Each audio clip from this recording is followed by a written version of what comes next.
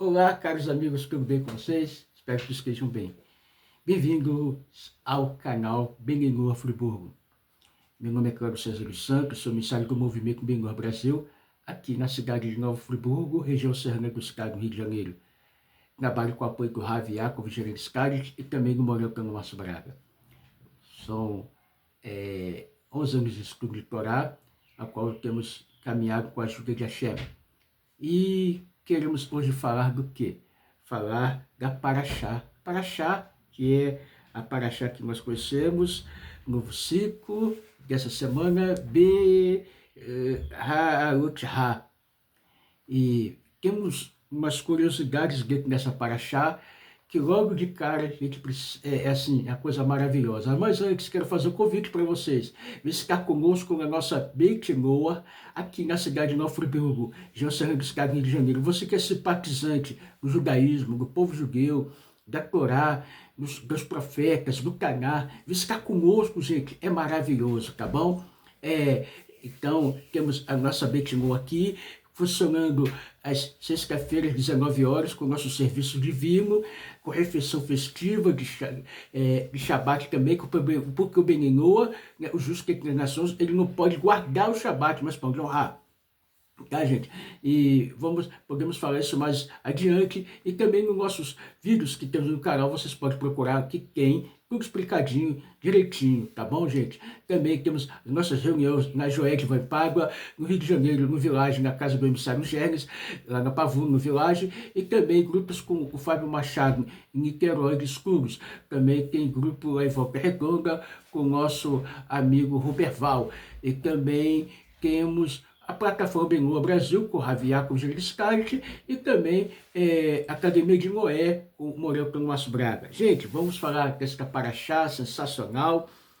A Paraxá que eu vou falar aqui da Paraxá Kurumash Gabat, o cidade nobre do Rebbe de Lubavitch, tá, gente? Com comentários do Rashi, e os comentários do Rebbe tá aqui no meio interpolado também, tá tudo aqui direitinho para que possamos entender melhor.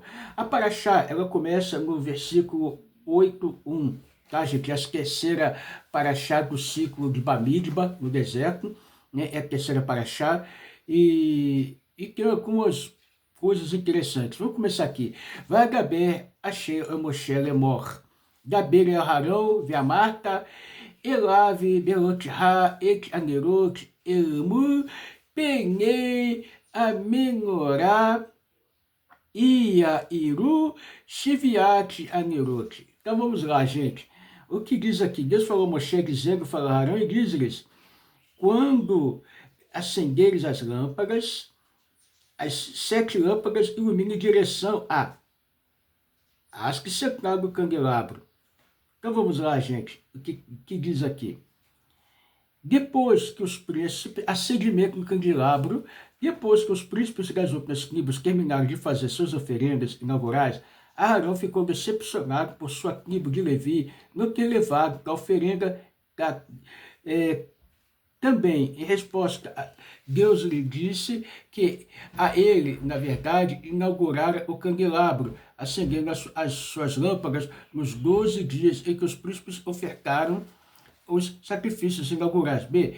Ele mesmo acendera as lâmpadas, enquanto os sacrifícios não haviam sido feitos pelos próprios príncipes. C. Seu atendimento servira de marco para os ritos sacrificiais de cada dia, enquanto as oferendas dos príncipes tinham sido apenas um componente dos eventos diários. D. Seu acendimento ocorreria no recinto interno do tabernáculo, enquanto as oferendas eram sacrificadas no altar externo. É verdade que Moshe acendeu o candelabro durante a semana de vestidura, mas isso não fora considerado sua inauguração, assim como as oferendas das que ele sacrificou no altar, não constituíram a inauguração do altar, aludindo a esse diálogo. A Torá expõe aqui os detalhes da maneira como Arão deveria acender o candelabro, que expressam sua singularidade. Deus falou a Moshe, dizendo, falarão e diz-lhe os bicos das lâmpadas do candelabro estão voltados para sua haste central. Quando subir os degraus dentro do candelabro, a fim de acender as lâmpadas, não deixes de colocar os pavios nesses bicos, de modo que 7 lâmpadas iluminem em direção à haste central do candelabro. Também não deixe de segurar o fogo junto ao pavio até que ele arda por si mesmo. Gente, cuidado e ter isso, um candelabro maneirar em casa. Principalmente aquela que parece com o arco de Tico, tá, gente? Aquela com o arco de Tico é uma humilhação para o povo judeu. Cuidado, consulte o rabino, procure um escultor, para que você tenha um candelabro em casa, né?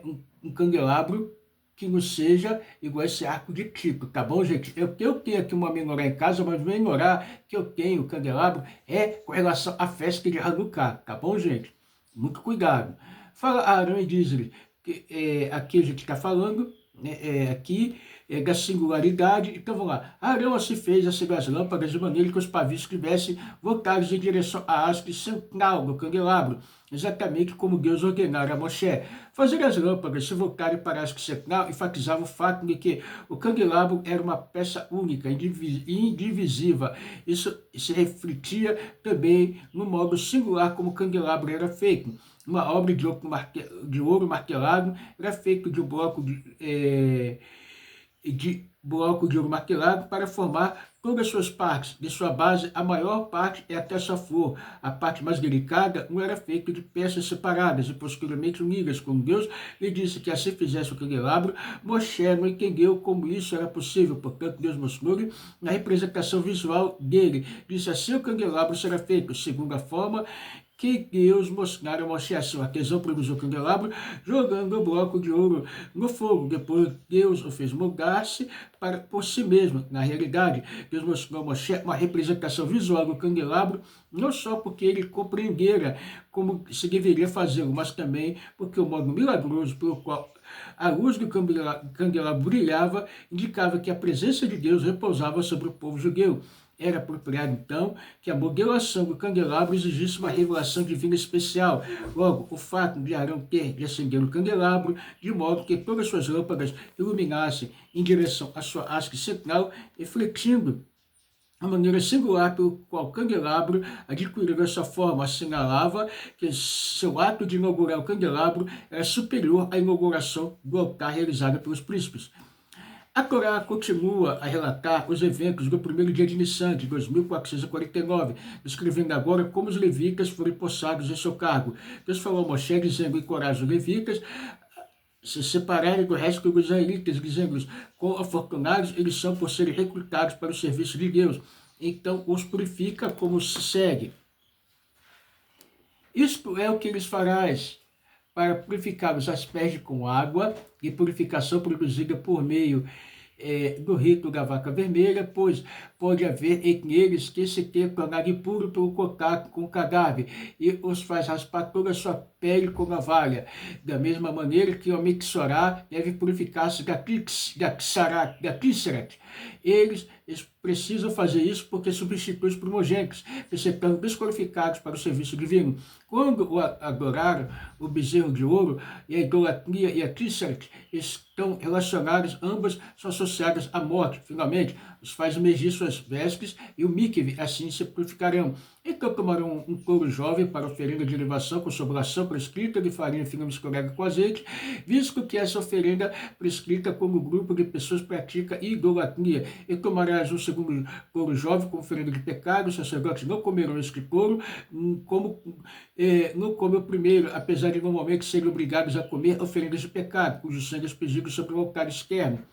Trarás então os levitas à frente da reunião, e reunirás também toda a congregação dos israelitas, pois os levitas farão expiação por eles. Trarás os levitas à frente de Deus, os israelitas porão suas mãos sobre os levitas, de modo similar ao penitente que põe as mãos sobre sua oferenda expiatória. Então, assim como o mixorá deve erguer e agitar sua oferenda de purificação, Arão, em nome dos israelitas, levantará o primeiro clã dos levitas, o clã de Querate, um levita de cada vez com oferenda agitada diante de Deus, para que eles possam executar o serviço de Deus. O clã de Querate foi transportar os objetos mais sagrados. Quando o povo viaja, é descrito como estando diante de Deus, executando o serviço de Deus. Os levitas então porão suas mãos sobre a cabeça dos touros mencionados antes, mas como oferenda de pecado ou como oferenda de elevação a Deus, para fazer expiação pelos levitas. Apresentarás o segundo clã dos levitas, a clã de Gershon, diante de Arão e os seus levitas, os levantarás como oferendas de carga diante de Deus. O clã de Gerson, por causa dos objetos de santidade secundária, descrito só como estando diante de Deus. E a gente vai ver lá na segunda leitura, tá, gente? Assim porás os levitas, os restos dos israelitas, os levitas serão meus. Então está aqui. E na segunda leitura a gente vai ver, gente, que o clã de Merari, por não transportar objetos tão sagrados, nem é colocado diante de Deus. Lógico, Deus está diante em todo lugar, todo instante, a todo momento. Mas para o serviço aqui, nem colocado diante de Deus aqui, como está escrito nas Escrituras, vamos ver na segunda leitura. Mas aqui a gente vai falar, gente, acerca das lâmpadas, a importância do acendimento. O que Arão fez? Arão se sentiu triste, como nós lemos, se sentiu assim, por não ter participado, a sua tribo não ter participado. Hashem honrou ele, embora Moshe treinou os 7 dias antes da inauguração, mas aqueles 7 dias que Moshe treinou, ensinou, não foi como a inauguração, mas quem inaugurou foi quem? Arão. Gente, então vamos entrar aqui no acendimento da menorá. Aqui na Torá Menahem, tem algumas palavras escritas aqui acerca do acendimento e acerca das faíscas de Hasdut. Nós queremos passar aqui para vocês, dentro dessa paraxá. O comentário sobre o acendimento da menorá, no versículo 1 a 4, ele dizendo assim: os comentários de Rashi para os versículos 4 e 5, as seguintes questões. Como Rashi responderia o criticismo do Ramba? No versículo Ramba, explica que a Torá repete os detalhes da construção da menorá no versículo 4, sendo que essa informação já havia sido datada em Parashat Terumah 25:40. Nem que sua solução é indicada de forma alguma por Rashi.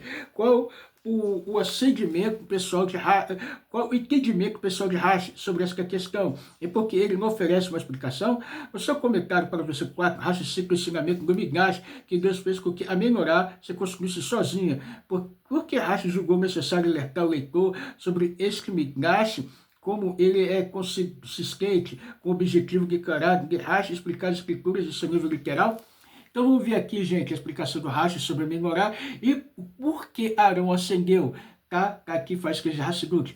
Esse é o comentário para o versículo 2. Rashi explica que a sessão que trata da menorá foi registrada aqui depois das oferendas da dedicação, acima, no capítulo 7, com uma alusão ao consolo de Deus a Arão, que ficou desolado por não ter se juntado a eles em sua dedicação. Deus consolou Arão, dizendo que através do acendimento da menorá, ele a dedicaria ao seu uso sagrado, e deste modo, ele também participaria das atividades de dedicação. Além de constar Arão e de que participara da dedicação da parte do tabernáculo, Deus também enfatizou que a dedicação de Arão era mais elevada do que a dos outras tribos. Por sua vida, o seu ato de dedicação é maior do que o deles, pois você acenderá e preparará as lâmpadas. Mas por que era mais elevado dedicar a menorá do que o altar?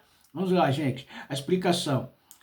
Para responder esta questão, a Torá continua no versículo 4, enfatizar a qualidade única da menorá, explicando por que a sua dedicação seria uma grande honra. O versículo declara que este é o método de construção da menorá, sobre o qual Rashi explica que ele teve dificuldade com a sua construção. Então Deus mostrou uma imagem dela com o seu dedo, e é por isso que está escrito este. Em outras palavras, nós vemos aqui a qualidade única da menorá, pois todos os utensílios do tabernáculo, a menorá foi o único a ser mostrado a Moshe através de uma visão direta de Deus. A fim de enfatizar ainda mais a singularidade da menorá, explicando assim, porque a sua dedicação consolaria Arão completamente, Rashi acrescenta que as palavras ele construiu a menorá se refere ao ensinamento minástico de que Deus fez com que ela se construísse sozinha. O leitor, é claro, se lembrará de que isso se refere à declaração anterior de Rashi, de que a menorá foi feita, lançada um pedaço de ouro no fogo, sobre o qual Deus fez com que ela se construísse por si mesma. Rashi para Shemot 25:1. Por que então Rashi não nos informa aqui precisamente em quem jogou o ouro no fogo, Moshe ou talvez Bezalel, sendo que é feita uma referência a essa pessoa no versículo? Ele construiu a menorá. Porque Rashi evita esse assunto, escreve tanto enigmático de que ele se refere à pessoa que a construiu? A resposta simples é que a passagem que enfatiza a honra que Arão recebeu a dedicar a menorá, conforme foi explicado antes, assim, teria sido impróprio para a Torá ressaltar aqui o privilégio que Moshe ou talvez Bezalel tiveram em construir a menorá. Gente, juntamente com Deus, pois isso que prejudicaria a intenção da Torá, que honrar Aarão, Rashi. Então, nos alerta para esse fato ao escrever que a menorá foi feita pela pessoa que a construiu, indicando que a Torá intencionalmente cometeu qualquer referência à identidade desta pessoa, de modo a conseguir a maior honra a Aarão nesta passagem, baseado em Pessoal, volume 38, página 33, e aqui estamos para falar, gente, das faíscas de Hassidut, o quão profundo é o que Arão fez. Assim fez Arão, versículo 3. Sobre estas palavras, o Rashi escreve, isto relata o louvor de Arão, que ele não se desviou da ordem de Deus, mas porque deveríamos pensar que Arão se desviara da ordem de Deus acerca do segmento da menorá? A resposta reside no comentário de Rashi para o versículo 4, onde Deus fez com que a menorá se construísse sozinha, depois que um pedaço de ouro tivesse sido jogado no fogo. Rashi, para Shimon, então, como a menorá foi construída pelos céus, com um mínimo de esforço humano, podemos concluir que os detalhes sobre como ela era acesa por um ser humano, também fosse de importância mínima, uma vez que isso era somente para fazer com que a menorá emanasse a luz divina. No entanto, Arão não se desviou da ordem de Deus, mesmo quando, logicamente, falando dos detalhes, pareceu irrelevante. Assim a Torá relata o louvor de Arão. Por quê, gente? Arão, ele acendeu uma coisa que Hashem construiu, ensinou, a Moshe, foi construída sozinha. E ali a importância, nós vemos que Hashem consolou, confortou Arão, aquele homem que trazia paz, colocava as famílias em paz, os amigos em paz. Então Hashem honrou Arão, honrou a sua tribo ali também. Gente, que possamos a cada dia mais, não buscar não só a nossa honra, mas a honra de Hashem, fazer sempre louvar Hashem com entendimento, com sabedoria, acendendo as lâmpadas que estão dentro de nós e procurando também acender as lâmpadas dos outros também, tá? Isso para a nossa vida é como um benoa, uma batinoa, você que é como sumo sacerdote, que é como santuário, como você pratica as 7 leis de forma prudente. Então, guarde a Torá, as 7 leis dentro do teu coração e procure sempre estar acendendo a lâmpada dos outros, sempre iluminando os outros com a luz das 7 leis, e vamos fazer esse mundo melhor para a revelação do verdadeiro Mashiach. Tudo de bom para vocês, tá? Esses alguns passos de ensinamentos dentro do Rumash, dentro da Parashá Be'alot. Tudo de bom, até a próxima, Mashiach. Tchau, tchau.